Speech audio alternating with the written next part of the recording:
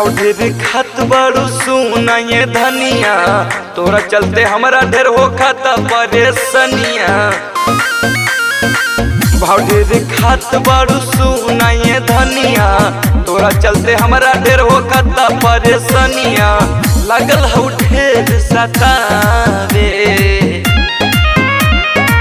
हमरा से अब तू प्यार ना करे लगैला सौतिन पेलू भाई।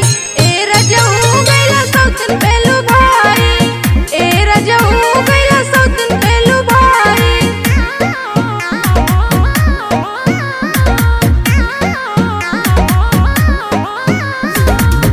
ए रजऊ गैला सौतिन पेलू भाई।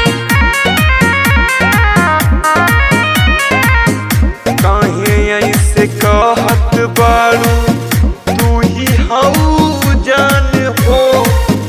इतना करबू सकता दई देबू प्राण हो।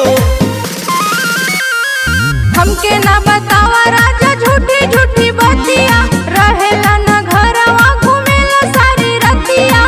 लगेलू हमरा समझावे हमरा से अब तू प्यार ना करे लगैला सौतिन पेलू भाई।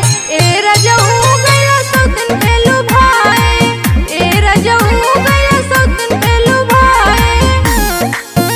गैला सौतिन पेलू भाई। ए रजऊ गैला सौतिन पेलू भाई।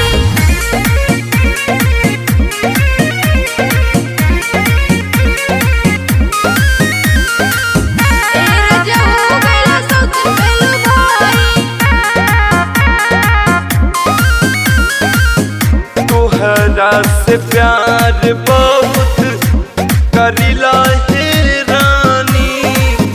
दो दिन के चक्कर में तू हमरा